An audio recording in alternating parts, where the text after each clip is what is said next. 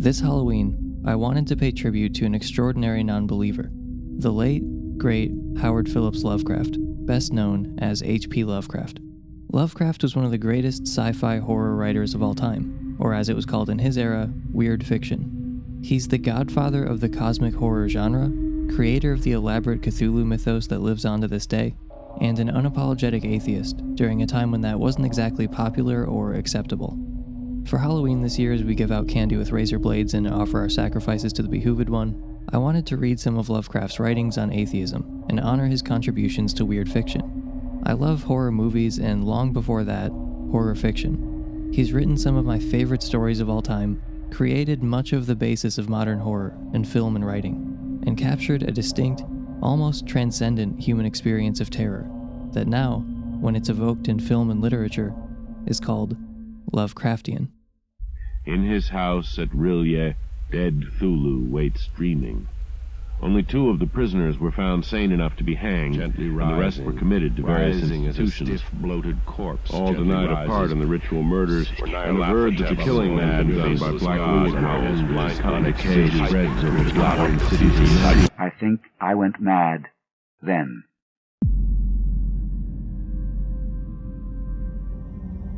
The subjects that fascinated and haunted Lovecraft throughout his body of work included forbidden knowledge, insanity, cannibalism and human sacrifice, ancient cults, alien deities, mental deterioration, the collapse of civilization, the cosmic insignificance of human beings.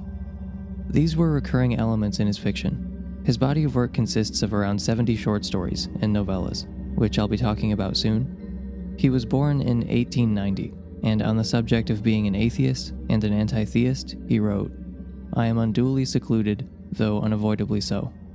Like many of us, he went by the title of atheist, but he didn't claim to know for certain that there was no God. Like most other atheists I've met, he had epistemic humility, but relative emotional certainty, virtually the inverse of the religious, who routinely claim to know that God is real, but admit to having doubts on occasion.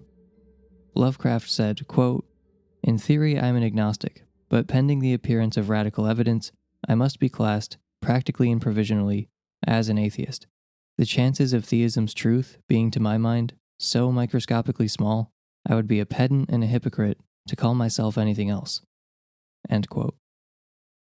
He appears to have been so made that he cannot believe. At age 5, asking his mother why God wasn't on equal footing with Santa Claus. When he was 12, his mother no longer required that he attend Sunday school, since when he was there he only used the time to poke fun at religion and his adult teacher's Christian beliefs. In another correspondence on the subject of religion, an agnostic friend of his challenged him, demanding to know, quote, what he had against religion. The conversation, though it happened over a century ago, is one that everyone listening is familiar with. Sure, religion isn't true, but why be so militant? Isn't religion good for society? Lovecraft responded to his friend, quote, "You have neglected to mention the very crux, namely that Judeo-Christian mythology is not true. I can see that in your philosophy truth has so small a place that you can scarcely realize what it is that I'm insisting upon." End quote. That's something I can relate to. I had no interest in being a Christian if it wasn't literally true. Whether it's beneficial is a separate conversation, and it's one that anti-theists can win with ease, in my opinion. But honestly, don't the people who talk about the benefits of religion care whether or not it's actually true? Lovecraft goes on, "All the mental vigor and erudition of the ages fail to disturb your complacent endorsement of purely pragmatic notions, because you voluntarily limit your horizon, excluding certain facts and a certain undeniable mental tendency of mankind. Despite its restriction to a relatively small number, a human impulse has all throughout history proved itself as real and as vital as hunger, as potent as thirst or greed, the acute, persistent, unquenchable craving to know. The issue between theists and atheists is certainly not, as you seem to think, the mere question of whether religion is useful or detrimental. Do you realize that to many men, it makes a vast and profound difference whether or not the things about them are as they appear? I recognize a distinction between dream life and real life. I confess to an overpowering desire to know whether I am asleep or awake." End quote. Lovecraft was expressing a commitment to the truth that I imagine is what brought a lot of us together in the first place. He was not expressing, however, a lack of concern for the continued well-being of our society. He said that immorality offended him scientifically and aesthetically, and he believed that a social order built on lies was inherently unstable. In other words, he wasn't just an atheist, he was an anti-theist. Quote, "Now let us view morality, which has nothing to do with any particular form of religion. Morality antedated the Christian religion, and has many times risen superior. To me, the question presents no ground for connection with the groveling instinct of religion, and I cannot consider morality the essence of religion, as you seem to." End quote. Christopher Hitchens said of Lovecraft, quote, "It is fairly safe to assume that he first discovered his objection to theism when he contemplated his favorite subject, which was the cosmic." End quote. He had a lifelong love of science and astronomy in particular, which greatly factored into his view of religion. Quote, "So far I have seen nothing which could possibly give me the notion that cosmic force is the manifestation of a mind and will, like my own, infinitely magnified, a potent and purposeful consciousness, which deals individually and directly with the miserable denizens of a wretched little fly speck on the back door of a microscopic universe, and which singles this putrid excrescence out as the one spot where to send an only begotten son, whose mission is to redeem those accursed fly speck inhabiting lice, which we call human beings." As you can probably tell from that quote, Lovecraft was a bit misanthropic. As French writer Michel Houellebecq put it, he was a rejecter of life. Lovecraft had more to say about materialism and religion, and much of it is very interesting and idiosyncratic. There's even a collection of his writings on atheism, published as a book, and he's featured in Christopher Hitchens' Portable Atheist. In an unfinished nonfiction work, The Cancer of Superstition, he argued that all superstitious beliefs are relics of a common prehistoric ignorance in humans. We have an inborn inclination that persists only through mental indolence of those who reject modern science. The book was actually a rare break for Lovecraft. He'd been commissioned by Harry Houdini to write it, but Houdini died before it was finished, and Houdini's wife, far more inclined towards superstition, never saw to the completion of the project.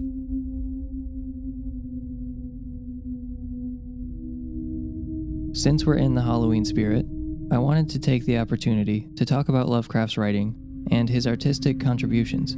He was an extraordinary non-believer, an anti-theist, which was remarkable in his day. And on a personal level, horror is a bit of a through line for me. For whatever reason, ever since I was young, I loved reading horror fiction. Back when I was a Christian, these things were strictly regulated, since they were obviously demonic, and a lot of what I read was contraband. To Lovecraft, weird fiction creates an exhilarating sense of fear and wonder that he elevated to the status of a transcendent, spiritual experience.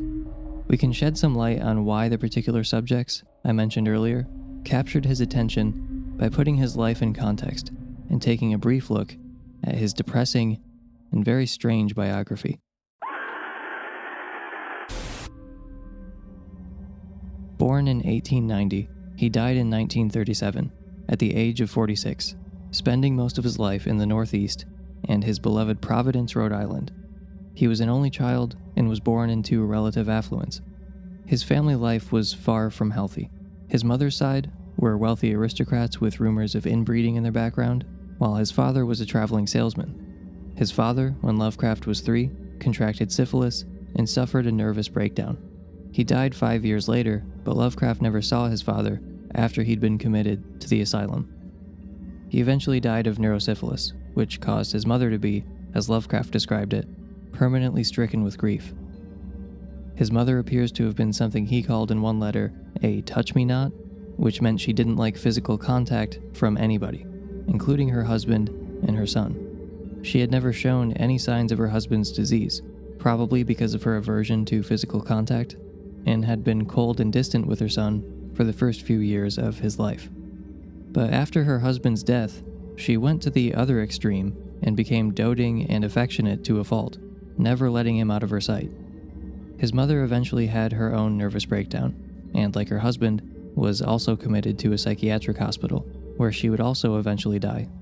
And keep in mind, these were mental hospitals from the late 19th and early 20th centuries. When Lovecraft was still young, being raised by grandparents and aunts, the family's inherited wealth was mismanaged by the surviving members and was quickly lost. He never shed his aristocratic sensibilities and greatly resented his class demotion. The loss of both his parents and family wealth made him bleak about the future. However, he always found joy in his intellectual and artistic pursuits. From a very early age, he loved science and mythology. Lovecraft was suicidal in his teenage years, but he found solace in writing. He was too mentally and physically fragile to go to college or much school before then. After missing several years of school, when he finally did go, he displayed terrible tics and social awkwardness. According to one historian, the written accounts of his peers described him as withdrawn, yet openly welcoming to anyone who shared his fascination with astronomy, inviting anyone to look through his prized possession, which was his telescope. And though he rarely attended school, he spent nearly all his time reading and writing, mostly on science, mythology, and weird fiction. He loved Arabian Nights and Edgar Allan Poe, and even read scientific journals before he was a teenager. He was only once married, a relationship with a woman 7 years his senior that lasted only a few years. Not exactly a good-looking man, he was anxious about his appearance, and as Amber Frost puts it, looked like a normal man seeing his reflection in a spoon. There's one Lovecraft story where a friend convinced him to come to a brothel when they were visiting the South, and upon arriving, they came to find out that all the prostitutes knew who Lovecraft was because they all read the pulps. Pulp magazines, which were inexpensive fiction publications, were the only outlets he could get himself published in regularly, and it didn't provide a good income. In fact, he was never able to support himself through his writing. Near the end of his life, living in relative seclusion, he bragged in his letters how he could live off a loaf of bread and a can of beans for a week. Because of his poverty, he often went without food to pay for stamps so he could keep writing letters and submit his stories. He died at age 46 of cancer in obscurity and poverty. The obituary that was written for him in the local paper was littered with mistakes, large and small. He wrote shortly before his death, "I have no illusions concerning the precarious status of my tales." H.P. Lovecraft led a brief and tortured life, plagued by illness, isolation, and failure. He remained unknown for many years. However, his work has since taken on a second life, and has surprisingly gone on to achieve the highest levels of literary and cultural success. It wasn't until over half a century after his death that his work was published by Penguin Classics, and finally, the Library of America, which some have regarded as the official canonization of his writing. But Lovecraft's posthumous success and popularity isn't confined to the world of literature. It's had so many odd cultural manifestations that no one could have predicted. Tattoos, lingerie, Metallica songs, entire podcasts. There's even a Dungeons & Dragons style tabletop role-playing board game based entirely on the world he built named the Call of Cthulhu. There are Lovecraft festivals in Sweden, as well as in France, Oregon, and of course, Providence, Rhode Island, where fans from around the world make the pilgrimage to his grave at Swan Point Cemetery. He was originally buried without a tombstone, and his growing fan base chipped in money to buy him a proper headstone in Swan Point.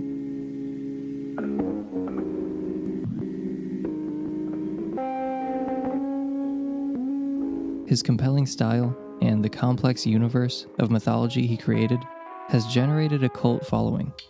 Once you acquire a taste for his writing, there's a sort of addiction and interest that's hard to explain. In the 1970s, one fan rode a bus for days to ensure that some of his writing would be preserved in a university library. He's had a profound influence over writers such as Stephen King, Neil Gaiman, Clive Barker, Joyce Carol Oates, William S. Burroughs, Michelle Houellebecq, George R.R. Martin, Alan Moore, and Robert Bloch, who was mentored by Lovecraft personally, and went on to write Psycho, the story of Norman Bates that went on to become one of Alfred Hitchcock's most iconic films. Lovecraftian horror and mythology was an inspiration in the films Alien, Prometheus, and Evil Dead. Arkham Asylum, featured in the Batman universe, is named after Lovecraft's fictitious Arkham, Massachusetts. His influence and work even appears in the TV shows Rick and Morty and South Park, and countless others.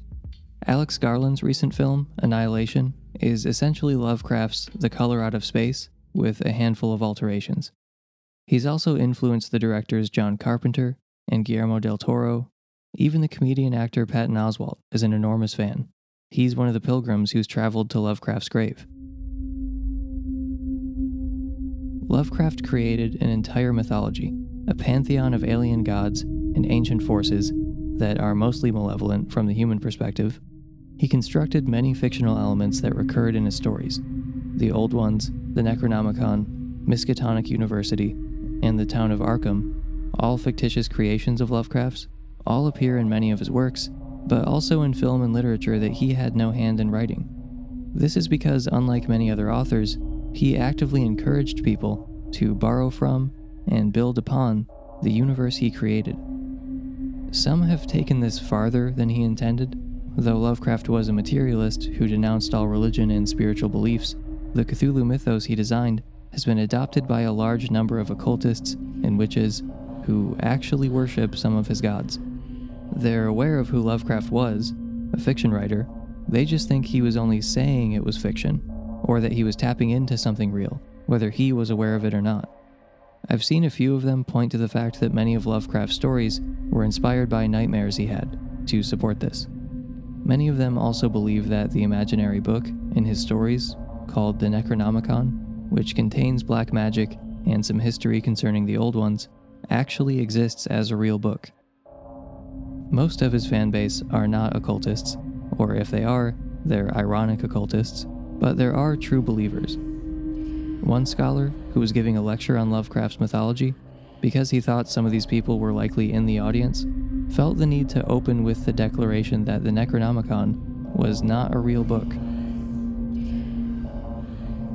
One of his most recognizable creations, Cthulhu, a malevolent, multi-tentacled deity, is a member of the race of aliens called the Old Ones, many of whom are still worshipped by pagans and cults of human sacrifice. In his house at Rilye, dead Thulu waits dreaming. They worshipped, so they said, the great Old Ones who lived ages before there were any men, and who came to the young world out of the sky. Those Old Ones were gone now, inside the earth and under the sea, but their dead bodies had told their secrets in dreams to the first men, who formed a cult which had never died.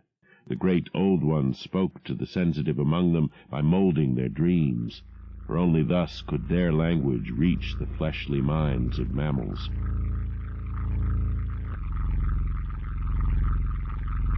His work is often misunderstood, which I suppose is part of becoming a victim of your own success. His art has reached a level of popularity such that there are fans of his work who haven't read very much of it, or just regurgitate something about the unknown and think that's about all there is to it.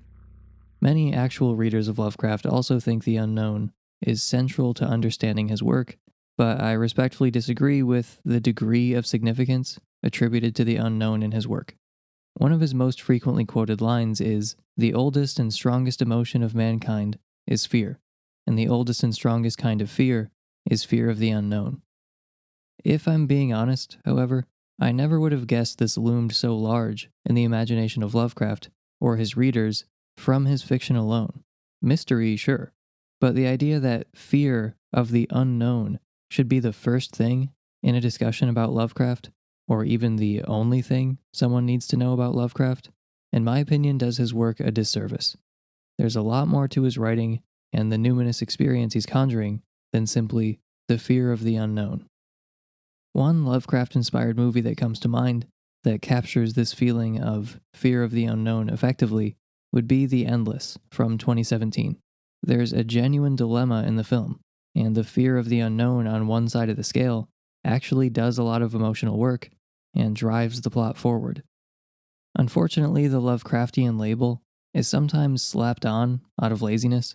I won't say which one, but I saw a movie recently that literally did not come up with an explanation for the plot and just called it Lovecraftian. You know, because of the unknown. Oh, does our movie not make any sense? Let's call it Lovecraftian. The director actually said that he had no interpretation of the events in the movie. Maybe you think authorial intent doesn't matter very much, but there should probably at least be an authorial intent, right? I think the connection between Lovecraft's writing and the unknown is real and important, but overblown. It's certainly present, but if you asked me to describe what makes Lovecraft's writing what it is, I don't think it would be among the first 5 or so things I mentioned. So if that's what you get out of his work, more power to you, but I think it takes up far more than its fair share of the conversation about Lovecraft's work.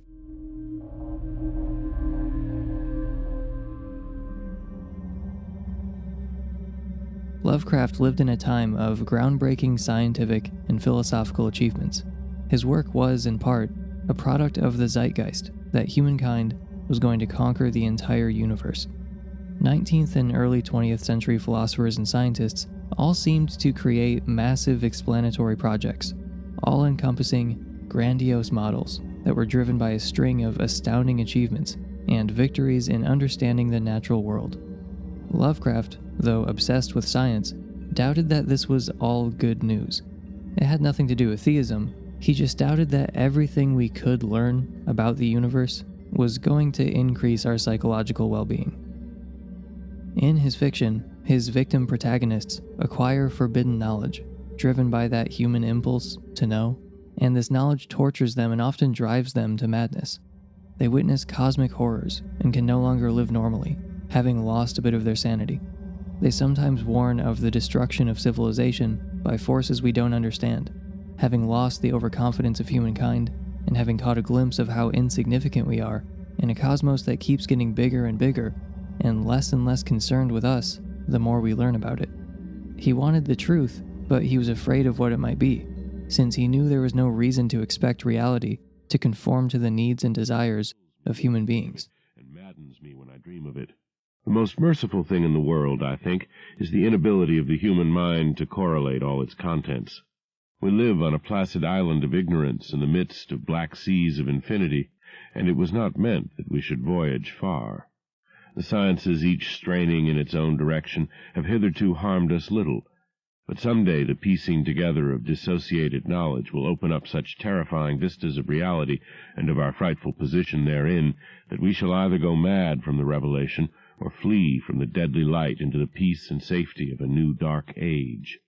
Theosophists have guessed. Much of Lovecraft's writing was inspired by the quest for forbidden knowledge, the deterioration of the individual and society at large, often as a result of acquiring this forbidden knowledge. I often quote the line from the intro of The Call of Cthulhu about fleeing into the relative peace and safety of a, quote, new dark age, which, yes, is extremely nerdy, but I think it has prophetic value. Should we really expect all knowledge to be enlightening? Is there really nothing we could learn in our search for the truth that we would simply be worse off knowing?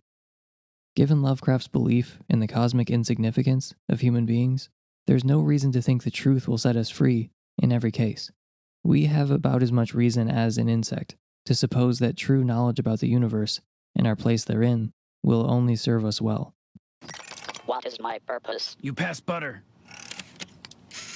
Oh my God. We could acquire knowledge that would be our undoing. We could learn things that would simply degrade the quality of our lives. And this insight is not limited to our spiritual and psychological well-being. The kind of cosmic horror that Lovecraft is famous for evokes a particular experience from his audience. Lovecraft said, quote, "The one test of the really weird is simply this, whether or not there be excited in the reader a profound sense of dread and of contact with unknown spheres and powers, a subtle attitude of awed listening, as if for the beating of black wings, or the scratching of outside shapes and entities on the known universe's utmost rim." The ominous beating of black wings just beyond the utmost rim of human understanding could represent any number of coming catastrophes. In the first half of the 20th century, we developed technology based on our understanding of nature that has the potential to destroy organized human life. Lovecraft died before he saw it, but he may yet be vindicated. Scientists who are concerned with Fermi's question about the seeming lack of intelligent life have speculated that there may be a civilizational filter that is very hard, if not impossible, to pass through, A species may be intelligent enough to create advanced technology, but may not be intelligent enough to responsibly handle that technology. Maybe it's created by a handful of especially smart people who wouldn't use it in an irrevocably destructive manner, but it comes to be controlled by others who aren't wise enough to wield it. Perhaps we could create technology that no one is wise enough to handle. Improving our understanding of the atomic realm was undeniably advancement. The Industrial Revolution and the subsequent developments were by several metrics tremendous advancement. But that's the horror of the civilizational filter. Genuine intellectual progress has created two existential threats that we know of, and it's not remotely clear that we're going to overcome them. The filter of technological advancement is an especially poignant example of forbidden knowledge leading to the collapse of civilization or the psyche of the individual, three of Lovecraft's major recurring themes. When one worries about some existential threat that has materialized as a result of our quest for knowledge, they're hearing the beating of black wings that Lovecraft described. And only time will tell if our descendants will flee into the peace and safety of a new dark age.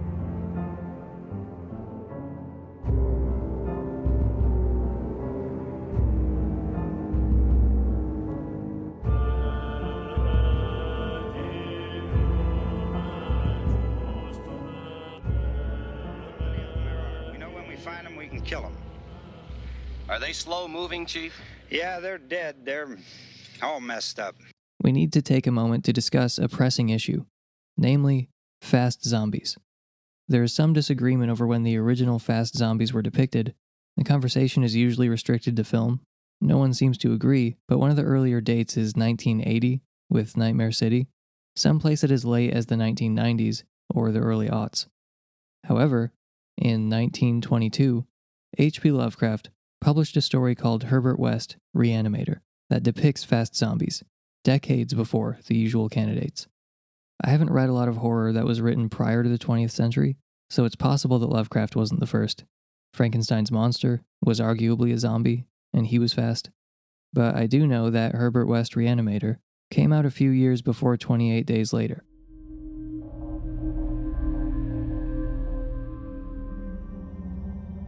In Lovecraft's early childhood, after reading Arabian Nights, he created the name Abdul al-Hazred and used it as a pseudonym in some of his childhood writing, and eventually incorporated al-Hazred as a character in the Mythos, as the author of the Necronomicon.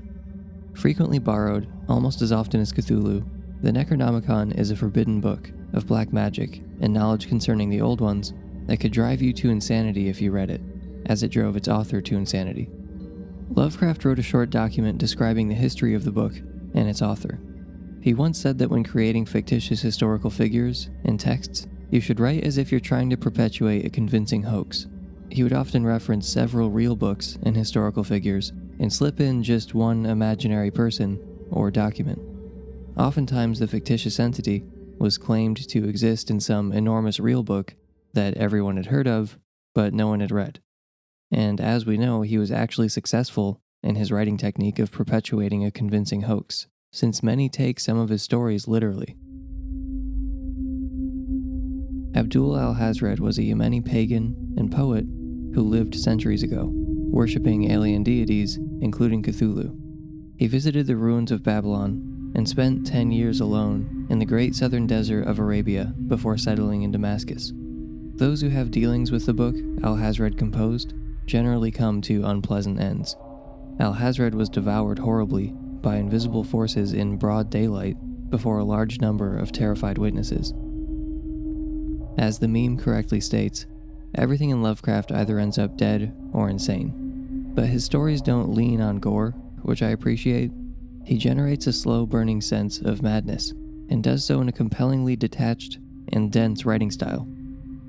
Many of the heroes/victims in his writing are educated or academics, and their narration is frequently based on their own writing or papers that were found.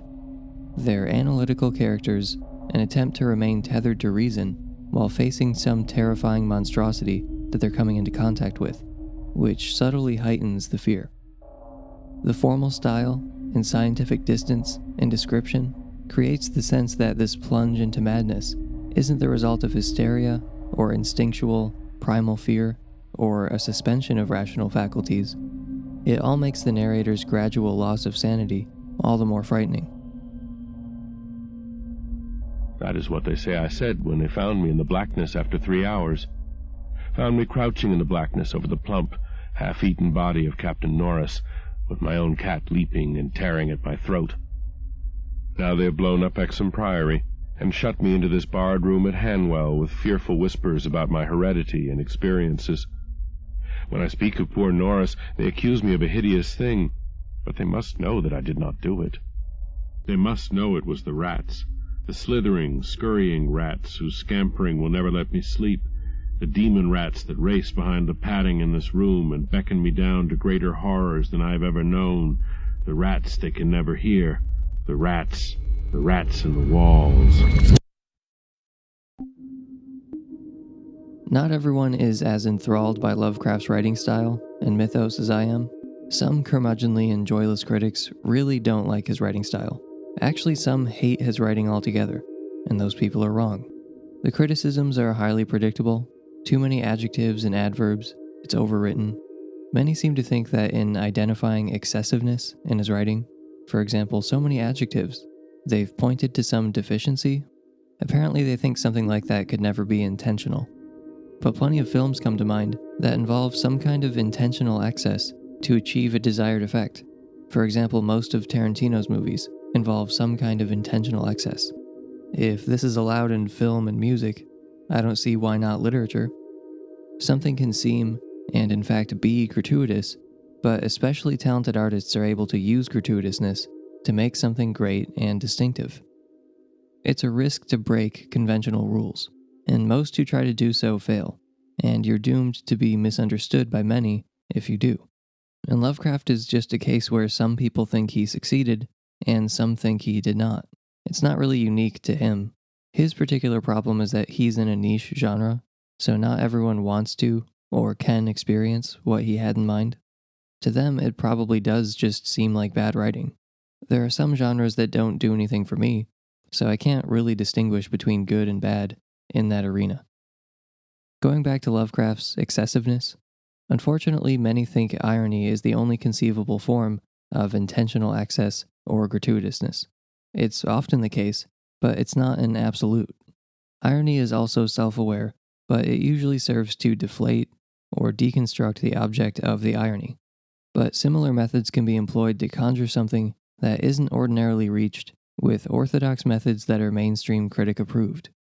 Sometimes you have to turn a dial all the way up, or do something unusual and out of the ordinary to reach something unusual and out of the ordinary. This can go very, very wrong, and usually does. But every once in a while, an artist can break traditional rules and conjure something amazing. Experiences out of the ordinary can be reached by methods out of the ordinary. Lovecraft is conjuring that transcendent experience of horror. Not everyone has had this feeling, which is why I believe he's often misunderstood. Do people really think they're giving Lovecraft news when they point out his excessiveness? It's intentional.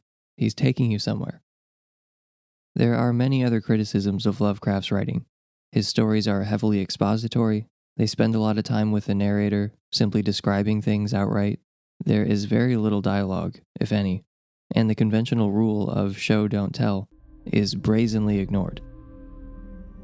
He captured some of that late 19th century grandiosity in his fiction. His writing was also intentionally old-fashioned, which some critics take as disingenuous. His prose was antiquarian for the time he was writing, which was nearly a century ago. Lovecraft pined for 19th century culture and customs. Sometimes he would date his letters in the wrong century, like 1822, instead of 1922. And as you might surmise from his personal biography, he looked to the past with more romanticism than the future, for which he had little hope. The formalism and purposefully archaic style of his prose intensifies the feeling of horror. The academic, scientific analysis of the existential dread encountered is a very compelling approach and augments the feeling of fear. His stories often take the form of papers, journals, or letters of the victim protagonist. It's sort of the literary equivalent of found footage. It's kind of playful, It adds a sense of discovery to the reading. One of my favorite Lovecraft stories, Dagon, is the suicide note of a morphine addict. I also happen to appreciate the sparsity of dialogue. I don't have the same compulsive need for dialogue that every English teacher seems to have. Dialogue is hard to write, and very few authors are actually good at it. As Charles Bukowski said, "Avoid excessive dialogue. Two guys talking don't do much for me." Another criticism I've heard is that he includes the mystical and mythical elements of his work as if the reader already has knowledge of those things. Despite the expository nature of his writing, very little is devoted to explaining the mythos.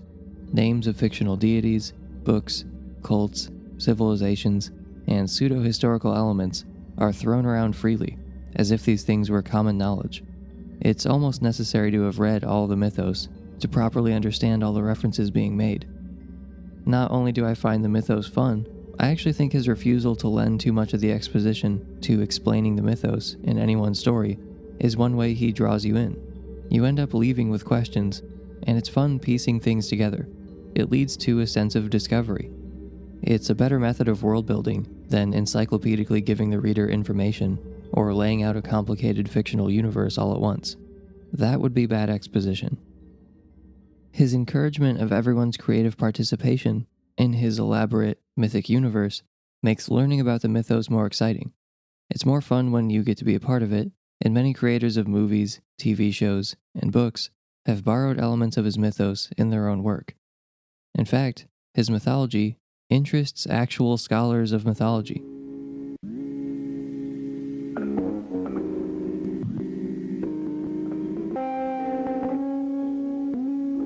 Lovecraft didn't take well-worn paths in literature. Much of what draws me to his writing, the sparseness of dialogue, the framing of reading from found papers, the expansive mythos, the old-fashioned, analytical, and dense prose, those are all supposed to be strikes against him. But why are those things inherently bad? He certainly breaks rules of thumb, but those aren't inviolable laws.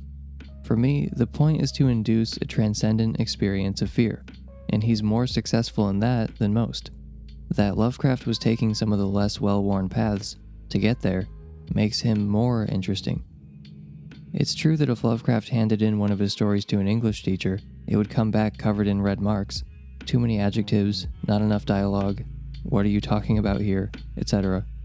If the complaint is that his style isn't a general guide for writing, then sure, I would agree with that. There are more ways to screw up his form than to get it right. Do not try to emulate Lovecraft. You can try to conjure the same feelings he did, but you'll almost certainly fail if you try to do his thing. He was uniquely suited to pull off his very specific style. If you flagrantly violate the conventions of a field and do your own thing, it's a surefire way to achieve great success or make a lot of people hate you, or both. I'm not going to defend every single story he ever wrote, because there's certainly a range of quality within his body of work. His best is amazing, but I've read a couple lower tier stories and thought they seemed like a first draft, but I refuse to, as some fans have, retreat from how much I love his work because a handful of professional critics have disparaged his writing. Of course, people's tastes vary. That's obviously fine. It seems to me, however, that many of his critics are stuffy traditionalists who have sticks up their asses about orthodox writing conventions.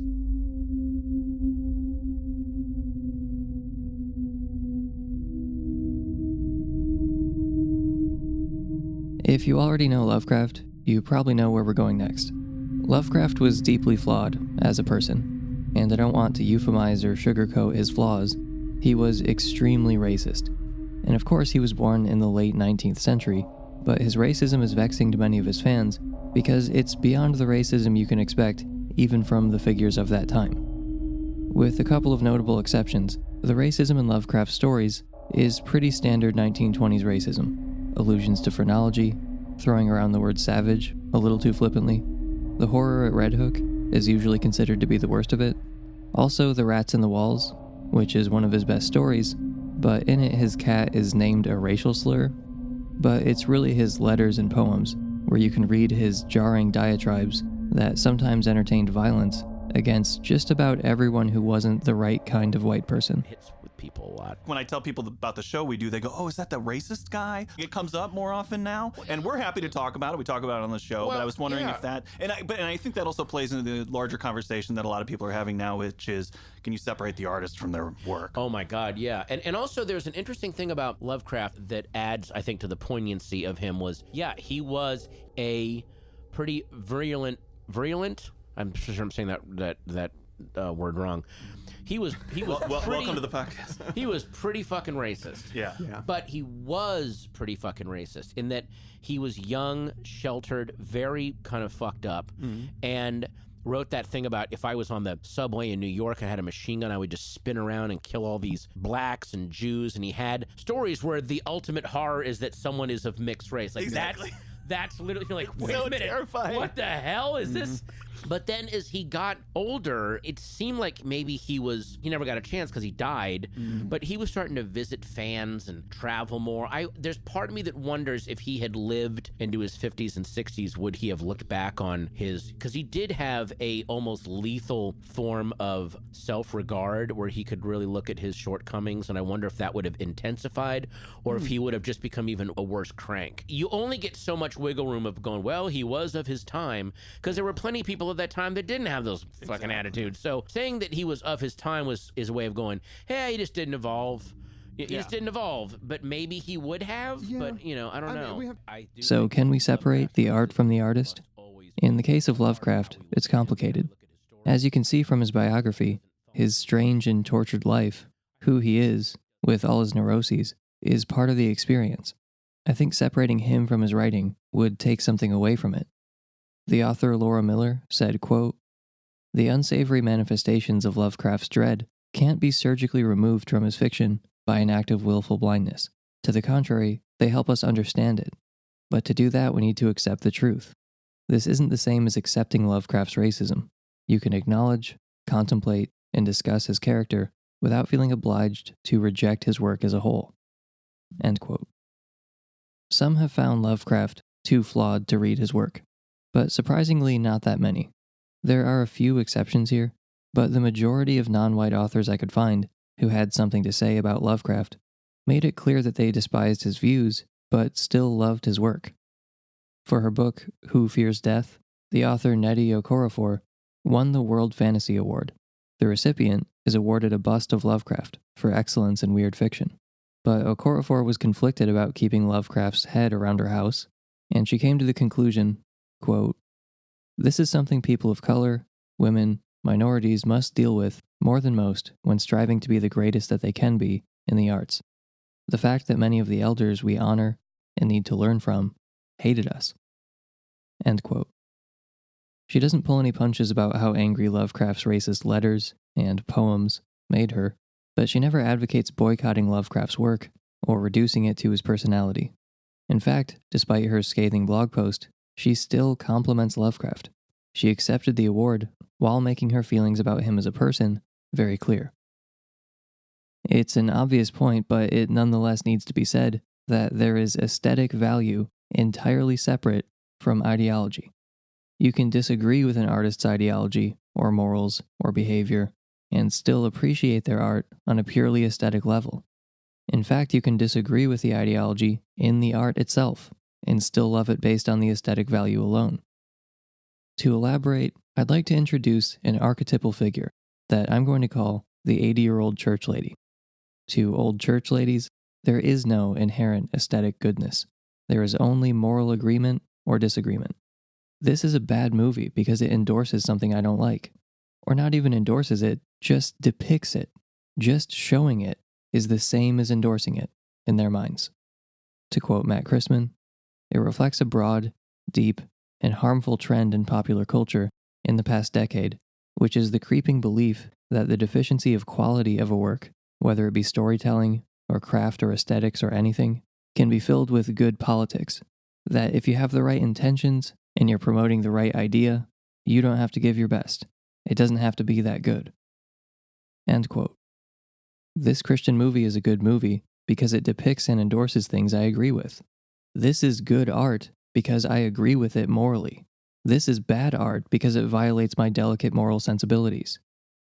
I used to solely associate this art-destroying brainworm with old church ladies, but unfortunately, it's infected lots of others who can no longer appreciate art on its own merits or for its own sake, but rather say, this is good art because I agree with it, and this is bad art because it violates my moral principles. Again, it might not even be the ideology of the art. It might just be something that's depicted in the art that's violating their moral principles. Another point worth mentioning is that the creation of art is amoral. There are countless historical examples that prove that moral virtue, or wisdom, is just not required to achieve artistic greatness. John Lennon was a wife-beater. It's a cliche to point this out, but it's nonetheless true. If you really want to start going down the road of not enjoying the art of problematic people, there will be almost nothing left, and you'll have turned into an old church lady along the way. Most of Lovecraft's fans just see dealing with his personal history as a part of reading Lovecraft. It's also just a part of trafficking in the horror genre. I mean, not Lovecraft's specific problems, but reading a genre that's driven by conjuring up fear in people means that we're talking about what makes humans fearful. Once you start down the path of exploring human minds and what scares them and why, you'll come away with plenty of insights that aren't always flattering to humans. Plenty of the things that terrify us are entirely straightforward. It's not a deep mystery why we don't want to be tortured, for example. But the horror of Lovecraft's writing frequently lies within the mentality and psychology of his characters, which is one reason his personal history shouldn't be ignored. This isn't to say that most horror is ultimately rooted in the worst of human tendencies, or even most of Lovecraft's horror, or that most of the work in this genre supports an ideological side. There is no discernible ideological through line for all of horror, as some have suggested. It's been used in service of both sides of ideological disputes. There were anti-communist horror movies, like the 1950s sci-fi films that were produced at the height of the Red Scare and McCarthy's witch hunt, that transparently depict alien invaders as icons for communism. And there have also been anti-capitalist horror movies, like American Psycho, the Purge movies, and They Live. Lovecraft made the horror at Red Hook, Jordan Peele made Get Out. The genre doesn't have a built-in ideology. If it seems like I'm weirdly hammering on this point, it's because this is an ongoing debate in which many have argued that the genre of horror is a bad thing inherently. When I was young, it was because of the devil. For many others, it's because it reinforces a bad ideology or negative element of culture. But I don't think this can be true because fear is deeply personalized. Whatever induces fear in you won't necessarily have the same effect on someone else, which is why there's no ideological through line for the genre as a whole. Comedy is similarly personalized, which is why it also doesn't have an ideological through line. It doesn't make any sense to condemn the entire genre of horror any more than it makes sense to condemn the entirety of comedy. Sorry if you were unaware of this debate and you're just confused, but I love horror, and it's insane to me that some people want to destroy an entire genre of film and literature because they think it's inherently morally bad for whatever reason.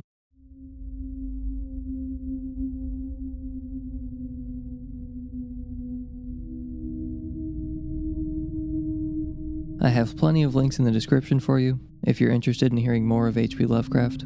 I've linked some criticism of him on his views and his writing. There's also a great podcast that explores his work and those he inspired, called H.P. Podcraft. I've also linked some free audiobooks that are on YouTube.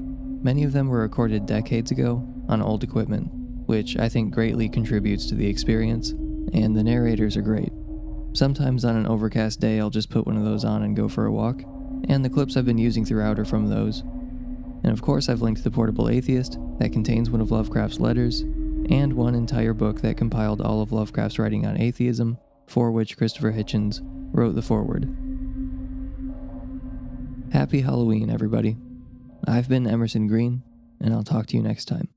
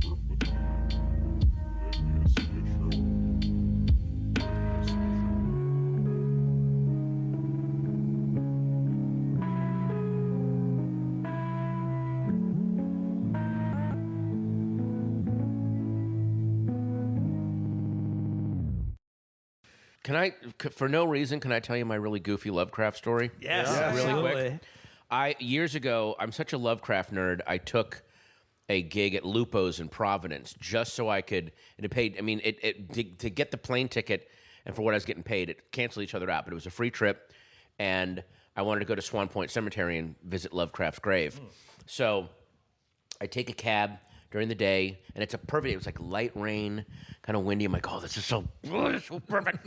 So then the cab drivers drive me around Swan Point. I can't figure out where the grave is, where it is, and so finally, and a couple times we kept passing this woman. She was like a park ranger type or like the attendant in the cemetery, and she's like this squat, like mid-20s black woman in her vest, standing by her car, and I'm like, let me pull over and ask her. Can we just pull over here? He pulls over, and I'm not exaggerating. I open the door. I step out of the car.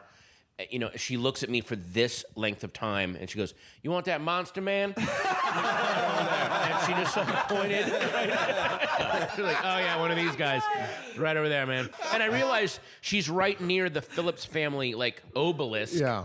And that's what she does. She looks for nerds. Oh yeah, right over there. She's you want that Cthulhu bullshit? It's right over there. Professional nerd wrangler. She was.